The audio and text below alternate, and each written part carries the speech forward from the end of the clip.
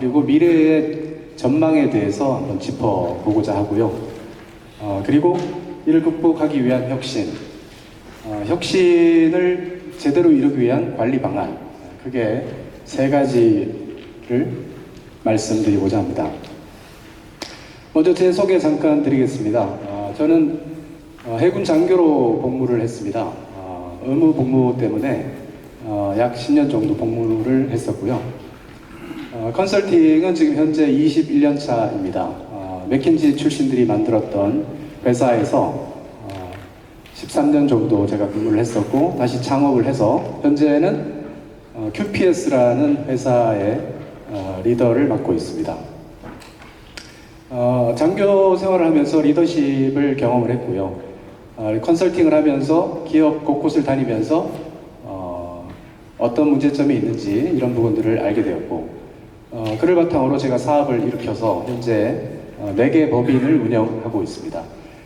물론 지금은 작은 기업입니다. 하지만 계속해서 큰 기업으로 키워나가고자 기업가 정신을 가지고 운영을 하고 있습니다. 네, 먼저 작금의 현 상황 및 미래를 짚어보도록 하겠습니다. 네, 현재 세계 5대 경제 이슈라고 하면은 먼저 미국 보호무역이죠. 관세 전쟁이 시작되었습니다. 물론 이전부터 미중의 패권 싸움이죠. 네, 그게 시작된 것 같습니다. 그리고 우크라이나 러시아 전쟁, 지정학적 긴장, 그리고 글로벌 스태그플레이션, 그리고 AI의 출현, 우리가 관가하지 않아야 될 부분이 바로 중국 경제 둔화입니다. 이 중국 경제의 둔화가 우리에게 어떤 영향을 미칠지 생각을 해봐야겠습니다. 네, 여러분들 관세 전쟁 보고 계시죠? 네, 미국이 10% 관세를 내리겠다 하면 또 중국은 따라서 계속해서 확대를 해나가고 있습니다. 네, 최근에는 중국도 우리도 125%의 관세를 매겠다. 네, 그랬더니 그러고 나서 또 희토류 수출까지 우리는 중단을 시키겠다라고 얘기를 합니다. 미국은 또 이에 맞서서 반도체 칩 그러면 수출도 우리는 제한하겠다라고 맞서고 있죠. 네, 이 전쟁이 어떻게 될지 귀추가 주목이 됩니다. 네, 미국과 중국 싸우면 여러분들 누가 이기겠습니까? 네, 둘 다 질 겁니다. 하지만 제가 볼 때 어느 쪽이 유리한가를 생각해 볼 필요가 있는데, 네, 먼저 중국을 한번 보겠습니다. 중국 같은 경우에는 사실 굉장히 넉넉한 비축 자산을 가지고 있습니다. 보시는 것처럼 달러, 국채, 황금 이런 큰 자산들을 보유하고 있고요. 이미 대미 무역 비중을 줄여나가고 있습니다. 네, 13.7%에서 11.2%, 대미 수출 비중도 줄이고 베트남, 러시아, 말레이시아로 교역을 다양화하고 있죠. 이미 준비를 하고 있었죠. 최근에 경기가 나빠졌지만 대규모 경기 부양책을 발표하면서 14억 인구의 시장입니다. 네, 잠재력이 큰 나라이죠. 사실 제가 봤을 때는 미국과 중국의 싸움은 막상막하입니다. 네.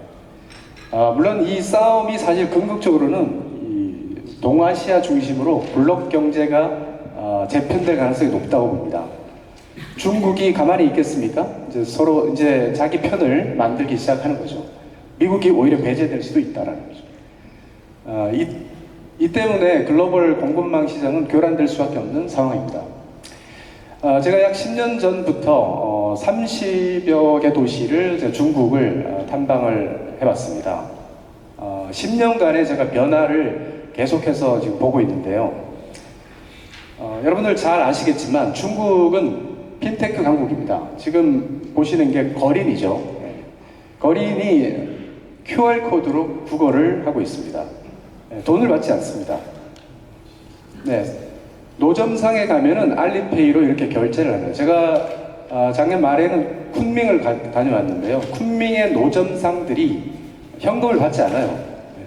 오히려 알리페이를 결제를 해달라고 하는 거죠. 현금을 잔돈을 돌려줄 게 없기 때문에 이제 그렇다고 합니다. 이미 우리보다 훨씬 앞서 나가 있습니다. 중국 호텔에 가면은 삼성급 호텔만 가도 이런 로봇이 있습니다. 여러분들 보셨는지 모르겠지만 이 로봇은 룸서비스하는 로봇입니다. 그래서 실제 배달을 시키면 그 배달된 것을 저기다가 배달부가 담아주면 자기가 엘리베이터를 열고 자기가 가서 문을 호출을 하고 사람을 불러서 물건을 줍니다. 대화도 하고요. 이미 코로나 시절에 중국은 이렇게 앞서 나가고 있습니다. 화웨이, 여러분들 아시죠? 통신장비 1위 기업입니다. 이재용 회장이 이미 한국과 삼성을 너무 잘 알고 있더라, 중국이. 이런 얘기를 했는데, 화웨이는 직원 평균 나이가 31세, 그리고 전체 직원 17만 명 가운데 7만 6천 명이 연구개발 인력입니다. 그리고 삼성만 연구하는 조직이 따로 있다고 합니다. 그 공장입니다. 화웨이의 핸드폰을 생산하는 공장입니다. 1,800개 부품이 자동으로 운송이 되고 조립을 하고 있고요. 10년 전에는 라인당 86명이 있었는데 현재는 16.5명으로 줄어들었습니다. 계속해서 자기들은 장비를 개발하고 무인화를 시도를 하고 있습니다. 제가 락앤락 프로젝트를 하면서 중국을 다녀왔는데요. 융캉 지역이랑 몇 곳을 다녀왔는데 프라이팬 만드는 그 제조 공장을 제가 한 5군데를 가봤어요. 깜짝 놀랐습니다. 스마트 팩토리 정도가 아니라 데이터 게더링부터 시작해서 모든 것들을 자동화하고 있다는 걸 보고 깜짝 놀랐습니다. 그냥 그 주방용품 제조하는 곳이에요. 우리나라 주방용품 제조하는 기업이 어떻게 됐습니까? 거의 다 문을 닫았죠. 남아있는 게 몇 개 되지 않습니다. 여러분들 중국 자동차 브랜드가 몇 개나 있을 것 같습니까?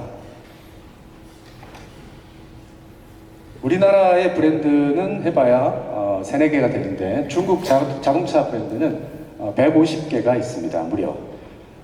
토종 브랜드가 97개, 합작 브랜드가 53개입니다. 자동차 쪽에서 우리가 게임이 되겠습니까? 네. 자동차 브랜드 중에 이 대표적인 그룹이 12개 그룹입니다. 지금 보시는 이 12개 그룹이 운영하는 브랜드만 60여 개입니다. 전기차 메이커는 몇 개나 될까요? 네, 우리나라 전기차 몇 개 됩니까? 몇 개 안 되죠. 네, 5개도 안 될 겁니다. 중국의 전기차 메이커는 100여 개 이상입니다. 난립할 때는 500개까지 갔다고 합니다. 근데 국가적인 차원에서 정리를 했고 현재는 100여 개 이상 된다고 합니다. 실제로 중국에 가보면 지금 이 녹색 간판이 전기차입니다. 네. 얼마나 전기차가 다닐까요? 제가 최근에도 다녀왔지만 아주 지방에 가도 이 전기차가 50%를 정도 다닙니다. 녹색 간판을 단 전기차가 그렇게 많이 다닙니다. 브랜드는 수십 가지입니다. 테슬라는 보이지도 않습니다. 깜짝 놀랐습니다. 실제로 발표된 통계를 보니까 전기차 시장 점유율이 49.7%가 됐다고 하더군요. 제가 본 것과 실제로 통계치가 일치한다는 것을 알 수 있었습니다. 네, 전기차 판매 비중을 볼까요? 네, 2015년도에 전 세계 전기차 판매 비중이 15%였지만 현재 중국은 59%입니다. 전기차 시장을 거의 석권했다고 할 수 있습니다. 이건 어디에서 나타나냐면 서울의 버스를 보면 알 수 있습니다. 네, 인천, 서울, 경기권에 2023년도 기준으로 광역 전기버스가 도입된 현황입니다. 그러면 광역 전기버스만 들어왔느냐? 18인승, 15인승 스타렉스 같은 그런 봉고 같은 차들도 무지하게 들어오고 있습니다. 최근에 이제 샤오미도 들어오고 BYD도 들어오기 시작하죠. 한번 들어오기 시작하면 급격하게 시장을 잠식할 가능성이 큽니다. 네. 전 세계 자동차 수출 추이를 볼까요? 네. 중국이 2016년도에는 가장 하위였지만 현재는 어떻습니까? 현재는 중국이 자동차 수출 1위를 점하고 있습니다. 네, 자동차 메이커가 100여 개 이상이고 브랜드만 150개가 되는 중국이 이렇게 급부상하고 있다는 것을 우리는 직감해야 합니다. 철강은 어떨까요? 네, 철강. 지금 철강 생산이 전 세계 1위가 중국입니다. 네, 지금 화면에 보이시죠? 그리고 세계 10대 철강 기업의 6개 기업이 중국입니다. 우리나라에는 고로가 3개 정도밖에 안 되는데 중국에는 고로만 해도 수십 개가 있습니다. 그러니 철강 가격이 어떻겠습니까? 네. 자, 중국의 철강 수출 추이를 봐도 주춤했다가 계속해서 증가 추세를 보이고 있습니다. 자, 이런 현상들은 왜 그러냐? 제가 중국 가서 느꼈던 게 바로 이건데, 중국 프라이팬을 만드는 공장의 가동률이 여러분들 몇 퍼센트 될 것 같으십니까? 가동률이 50%가 안 됩니다. 45%. 그럼 남는 가동률은 뭘 해야 됩니까? 저가 공세가 시작되는 겁니다. 무려 프라이팬 같은 경우에는 40%가 쌉니다. 품질 아주 좋습니다. 현재 23년 기준으로 이 중국 제조업의 여유 캐파가 31.5%입니다. 자, 이건 결국 전 세계 가격 경쟁을 심화시키겠죠? 공급망은 당연히 교란이 될 거고 전 세계적인 보호무역이 더 강화될 수밖에 없는 구조를 만들 것입니다. 왜냐하면 중국이라는 이 시장 자체가 워낙에 크기 때문에 그럴 수밖에 없습니다. 자, 여러분들 이커머스 많이 사용하십니까? 네, 여러분들 많이 사용하실 텐데요. 알리익스프레스, 테무, 쉬인 이 세 가지가 무료 배송, 무료 반품. 불편한 거는 한 10일 정도 걸린다는 거 외에는 불편한 게 없어요. 제가 몸무게를 다는 저울을 얼마 전에 샀습니다. 그리고 주방용 저울을 샀어요. 얼마에 샀겠습니까? 우리나라 가격을 보니까 앱으로 연동되는 거 말고 그냥 일반적인 저울을 보니까 대략 10,000원 정도 하거든요. 12,000원, 10,000원. 여기서 얼마 주고 샀겠습니까? USB로 충전돼서 배터리 넣을 필요도 없는 거를 4,000원에 주고 샀습니다. 그리고 주방용 거울은 3,000원, 저울은 3,000원.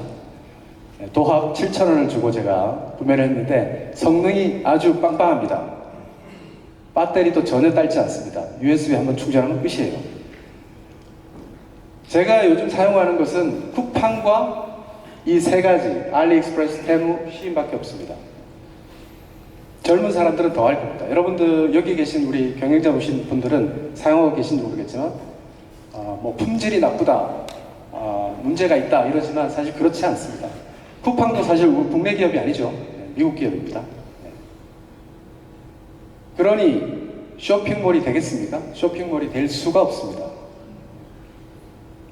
제가 예전에는 네이버에 다 비교를 했거든요. 네이버에서 GS 홈쇼핑이 싼가, 11번가가 싼가. 요즘은 안 합니다. 쿠팡에 주문하고 맙니다. 공산품은 그냥 알리익스프레스, 테무, 쉬인에 주문을 하면 날아옵니다. 이렇게 세상이 바뀌고 있습니다. 네, 더 문제는 이겁니다. 중국의 중국의 식품하면 우리는 위생 문제가 있고 더럽다고 생각했죠? 탕후루가 들어오기 시작하더니 하이디라오라는 허거 마라탕 전문점입니다. 이게 코엑스에 생겼죠. 네, 이게 문제는 아닙니다. 사실 더 문제는 컵라면이 생겼다는 겁니다. 컵라면이 편의점에 진출을 했어요. 중국 허거 마라탕 컵라면. 이제 식품마저도 중국이 우리 한국 쪽으로 진출을 하고 있다는 것을 우리는 위기감을 느껴야 되는 상황이 되었습니다. 올드만삭스가 예견을 했습니다. 현재 2022년 기준으로는 중국이 세계 제2의 경제 대국이었죠. 한국은 12위 정도 됩니다. 그러나 2050년도에는 패권을 중국이 가져갈 것이다. 네, 중국이 경제 패권을 결국에는 가져간다. 두 번째는 인도 그리고 인도네시아가 이제 급부상할 것이다. 한국 경제는 이 15위 명단에서 사라진다라는 것을 예견하고 있습니다. 네, 중국을 지금 살펴보고 있습니다. 네, 우리가 현재 위기를 이기려면 주변국을 알아야 되기 때문에 그렇습니다. 중국이 경제 둔화가 최근에 일어난 거 여러분들 다 아시죠? 네, 이 중국 경제 둔화를 무시하면 안 됩니다. 많은 전자제품들이 중국에서 생산되고 있는데 내수가 축소되면서 생산량이 줄어들고 결국 글로벌 공급의 차질이 생길 겁니다. 그리고 세계 최대 제조 국가였는데 그만큼 많은 공급망들이 엮여 있었죠.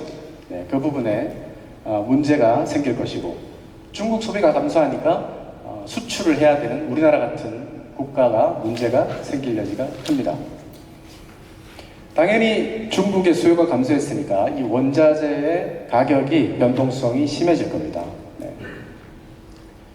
중국을 우리는 이제 제대로 알아야 되겠습니다. 다시 미국으로 돌아가 보겠습니다. 여러분들 1930년도에 대공황이 일어난 건 여러분 잘 아실 겁니다. 왜 일어났느냐? 네. 워낙에 과잉 생산, 과잉 소비가 시작된 거죠. 그러다 보니까 그렇게 급격하게 올랐던 주식시장이 붕괴가 됩니다. 그에 따라서 은행도 파산이 되죠. 국제 경제에 불안정이 옵니다.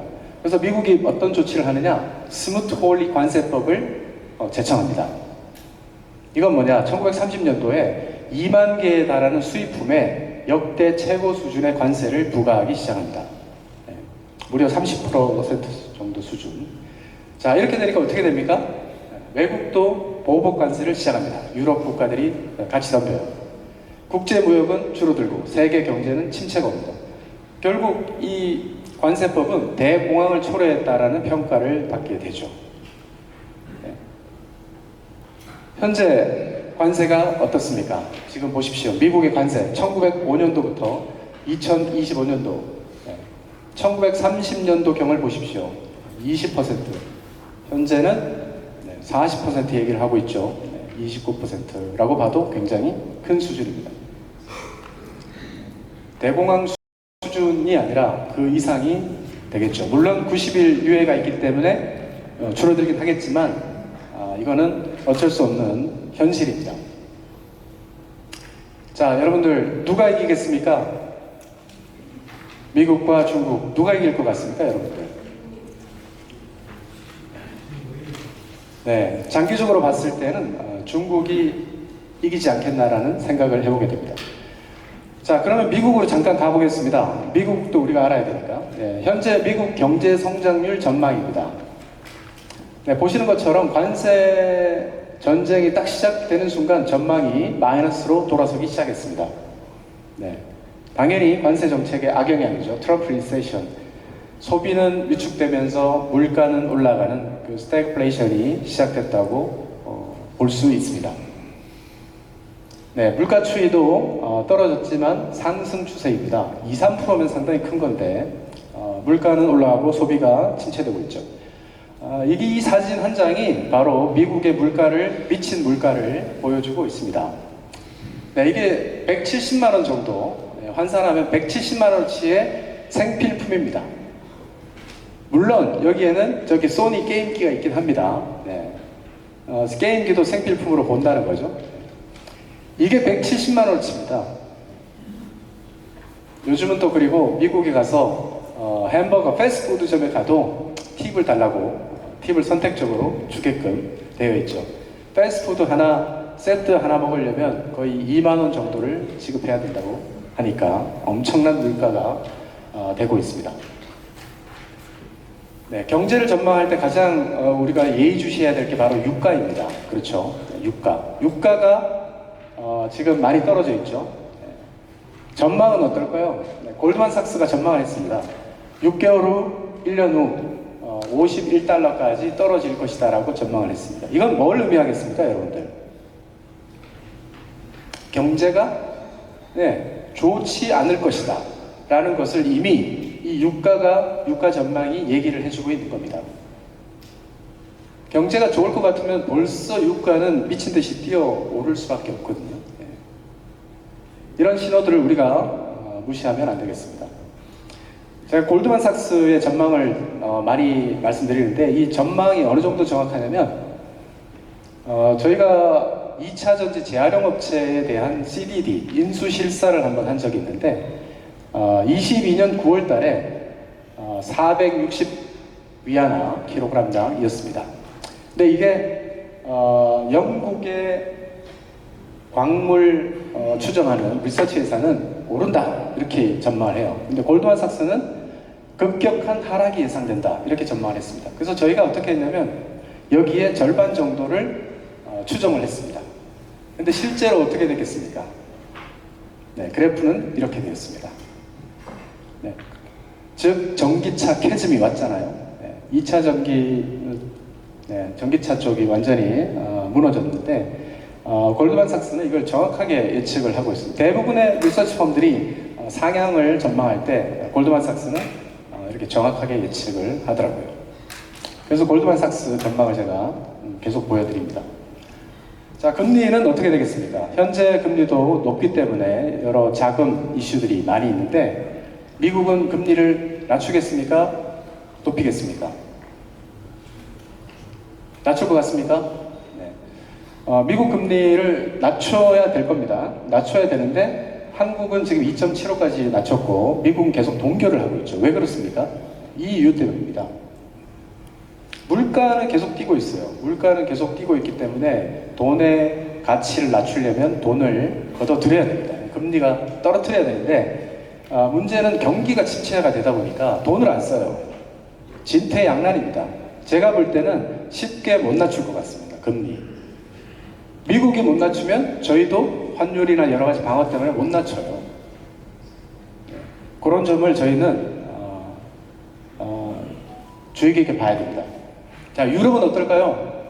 얼마 전에 신문에 났더군요. 프랑스 물로만 머리 감는다. 세제 없이 세탁한다. 네, 49%는 한 달 생활비가 부족할까봐 걱정한다. 유럽 물가도 미쳤습니다.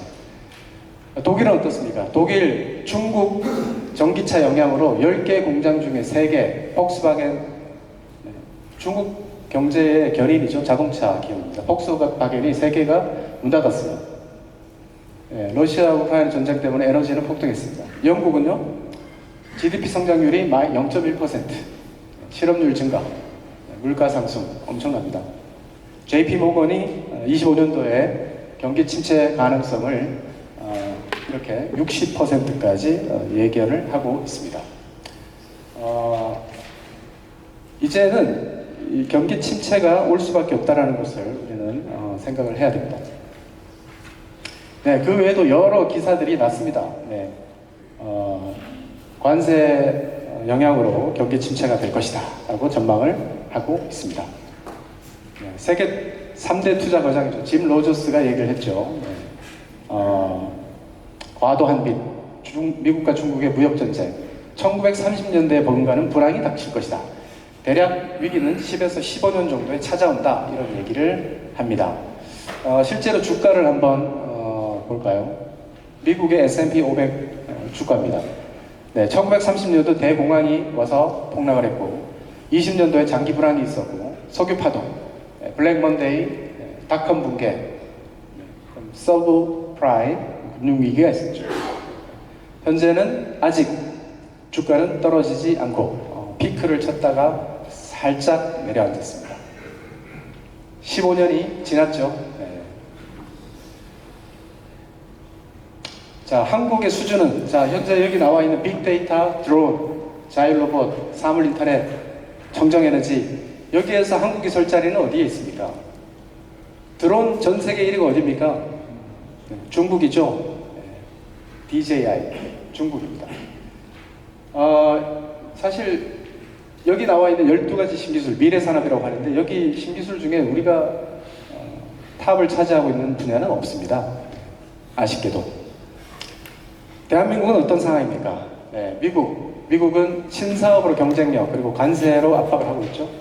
독일과 일본은 어떻습니까? 기술과 품질 경쟁력으로 우리를 부품과 장비 측면에서 우리가 게임이 안 되죠. 네, 중국과 인도는 가격 경쟁력으로 우리를 치고 있습니다. 우리 내수는 진짜 많이 다운돼 있죠. 자, 대외 상황을 요약하면은 요동치는 세계 경제 초불확실성이 찾아왔다고 보시면 되겠습니다. 네, 세계적인 보호무역주의로 글로벌 경기 침체가 올 거고, 중국이 세계 패권을 장악하는 계기를 만들어 줄 것이다. 저는 그렇게 보고 있습니다. 그리고 고금리 기조는 당분간 유지될 수밖에 없다. 국내 상황은 어떻습니까? 네, 희망퇴직, 비상경영, 가동중지, 중국 공세 심화, 불황의 늪, 외식업 폐업 증가. 뉴스 보면, 신문 보면 다 이런 뉴스밖에 없죠, 여러분들. 5대 기간 산업을 보겠습니다. 반도체, 철강, 자동차, 조선, 석유화. 우리 정부에서 밀고 있는 5대 기간 산업이죠. 네, 반도체 우울합니다, 아직. 철강 매우 슬프고요. 자동차 좋지만 이제 중국 전기차가 들어오기 시작하면 또 우울해집니다. 조선업 매우 좋습니다. 조선업은 앞으로도 매우 좋을 것입니다. 네, 석유화학, 네, 석유화학이 이렇게 무너지는 것을 최근에서 제가 보고 깜짝 놀랐습니다. 우리 대한민국 하면 석유화학 강국 아니었습니까? 네, 지금 어떻습니까? 하나토탈, 롯데케미칼 다 적자로 전환되고 지금 심각한 경영 위기 상황입니다. 왜 그렇습니까? 중국의 영향이죠. 그리고 중동의 정제 산업이 시작됐습니다. 우리나라가 기술 이전을 해서 거기서 이제 이미 또 많은 석유화학 제품들이 나오고 있습니다. 자, 그러면 위기를 느끼고 있느냐? 72.3%, 미국 북미상공회의소에서 설문조사를 하니까 72.3%가 위기를 느끼고 있다고 합니다. 매출 감소, 수익성 악화, 계약 조건 악화. 그래서 자체 대응책을 운영하고 있는 것도 있고 현지 생산에 대한 대응을 하기도 한다고 합니다. 영상을 보겠습니다. 값싼 중국산 제품들의 공세에 안 그래도 문 닫는 곳이 속출하고 있었는데 수출기를 막는 관세 폭탄까지 겹쳤습니다. 전다빈 기자가 현장 취재했습니다. 경기 시흥해안 기계유통단지입니다. 기계 공구를 운반해야 할 지게차 모습은 사라졌고 사실상 문을 닫은 가게도 곳곳에 눈에 띕니다.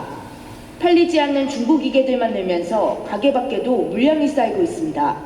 전화 자체도 없고 거의 없다고 보면 돼요. 금형 몰두집이 거의 다 쓰러졌다고 보면 돼요. 인근에 있는 시화공업단지입니다. 이렇게 곳곳에선 공장을 팔거나 임대하겠다는 표식을 볼 수 있습니다. 실제로 지난해 전국 국가산업단지에서 자진 폐업한 기업 수는 315곳으로 1년 전보다 15% 늘었습니다.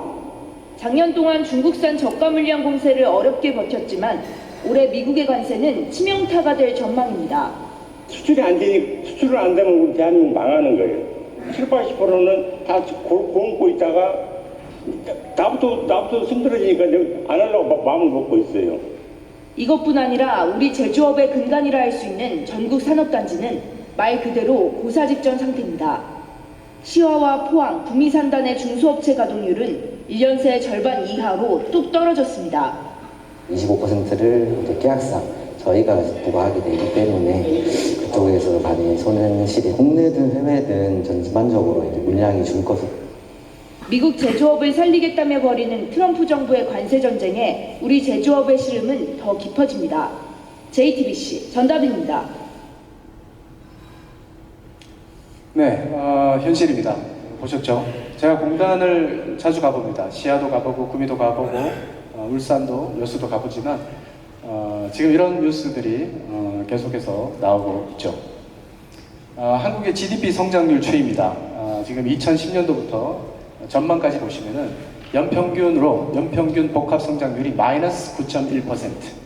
내리막을 걷고 있죠. 한국은행도 계속해서 전망치를 낮추고 있는 상황입니다. 네, 세계 경제 전망을 보시면 저희 한국이 5번째 있죠. 네, 세계 평균에도 지금 미치지 못하는 수준에 와 있습니다. 주요 기관들이 한국 경제 성장률을 전망했는데 최근에는 다 낮추고 있고 JP 모건은 0.9%, 1%가 안 된다는 겁니다. 0%의 성장률을 가져간다는 것은 거의 성장이 없다라고 보면 되겠죠.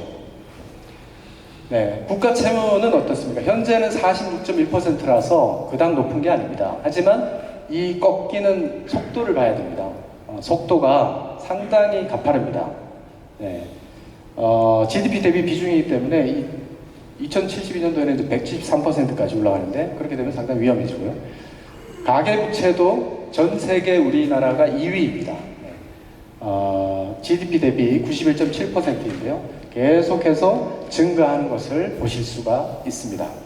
곳곳에 폭탄이 우리 한국에 폭탄이 설치되어 있고 해외에서도 미사일이 중국, 미국 미사일이 날아가고 있다라고 보면 되겠죠. 전기요금은 어떻습니까? 계속해서 인상하고 있죠. 네, 여러분들 사업하시는 굉장히 어려우실 겁니다. 네, 왜 그러냐? 한전 부채를 보면 압니다. 네, 한전 이자 비용만 해도 엄청난 비용을 5.1조, 4.8조 이자 비용을 내고 감당하고 있습니다. 그러니 전력비를 올리지 않을 수가 없는 상황입니다. 자, 외식업은 어떻습니까? 폐업수를 보실까요? 네, 90년대부터 이제 24년도 그만큼 많이 생겼다고 볼 수도 있지만 엄청나게 폐업을 하고 있는 실정입니다. 연령별 인구는 어떻습니까? 파란 색깔이 65세 이상 인구인데 점점 인구가 늘어가고 있습니다. 이게 이제 인구 파도죠. 2060년도에는 저 검은색 선이 저렇게 줄어드는 거 보이시죠? 네. 점점 줄어듭니다. 네. 그리고 지방이 지금 사라지고 있다는 것도 여러분들 다 아실 겁니다. 경북, 의성, 전남군, 군위군. 실제로 영상을 보니까 거의 이제 노인분들만 남아있는 양상을 제가 봤습니다. 자, 기업은 어떻습니까? 붉은 선이 중견 중소기업 300인 미만 사업장의 50세 이상 비율입니다. 점점 늘어나고 있죠. 파란색이 대기업 300인 이상 사업장의 50세 이상 취업자 수입니다. 제가 15년 전에는 20년 전에는 피라미드 구조였어요. 그러다가 10년 전에는 항아리 구조, 중간 계층이 많더라고요. 차장, 과장 많았죠. 근데 지금 어떻습니까? 역피라미드 구조가 됐습니다. 회사에 가보면 다 부장이에요. 부장이 대리 역할을 하고 있더라고요. 그리고 현장에 계신 노동자분들도 다 50세가 넘어갑니다. 그렇게 되고 있죠. 이 그래프를 보시면 한국 생산 가능 인구 16세부터 65세까지 인구가 생산 가능 인구가 줄어들고 있습니다. 언제를 기점으로? 2022년을 기점으로. 이 생산 가능 인구가 줄어든다는 것은 굉장히 큰 메시지가 있는데요. 2072년도에는 고령 인구가 생산 연령 인구를 뒤집어요. 그럼 세금은 누가 내겠습니까? 세금 낼 사람이 점점 줄어든다 이렇게 보시면 됩니다. 자, 일본은 어떻습니까? 1990년도에 버블이 와서 무너지기 시작해서 이렇게 잃어버린 30년을 지금 일본이 겪고 있죠. 자, 그 중요한 부분이 뭐냐면 바로 생산 가능 인구의 감소입니다. 1990년도에 보십시오. 저 생산 가능 인구가 90년대부터 줄어들기 시작한 겁니다. 현재까지 줄어들고 있습니다. 자, 그럼 속도가 어떠냐? 저 검정색이 일본입니다. 일본이 루즈하게 이렇게 줄어들잖아요. 한국은 파란색입니다. 어떻습니까? 가파르죠? 속도의 문제입니다. 지금은 우리가 일본보다 조금 위지만 이제 조만간 우리는 생산 가능 인구도 줄어들게 될 것입니다. 네, 이 1990년도에 주식시장이 붕괴가 됐고요. 파란색이 부동산 시장도 이제 붕괴가 됐었죠. 물론 한국에는 이러한 일이 일어나지 않아야 될 것이고 않겠지만 불확실성 때문에 어떻게 될지는 모르겠습니다. 경제 성장률 추이를 보면 일본하고 우리가 비슷하게 가고 있죠. 유사하지만 뒤집어졌습니다. 23년도부터 경제 성장률마저 역전이 되고 있는 그런 상황입니다. 네, 5대 악재. 네. 아까 해외상 보셨죠? 대외상. 대내상은 어떻습니까? 노동인구 감소, 자본 축적 저하, 교육 접근 악화, 내수 침체, 신성장 산업 부재. 한마디로 얘기하면 한국 잠재 성장률이 급속도로 떨어지고 있는 상황이다. 이제는 우리가 미래를 대비해야 되는 상황입니다. 어쩌면 40년 장기 불황이 올 수도 있다라는 것을 저같이 현장을 다니는 사람은 체감을 하게 됩니다.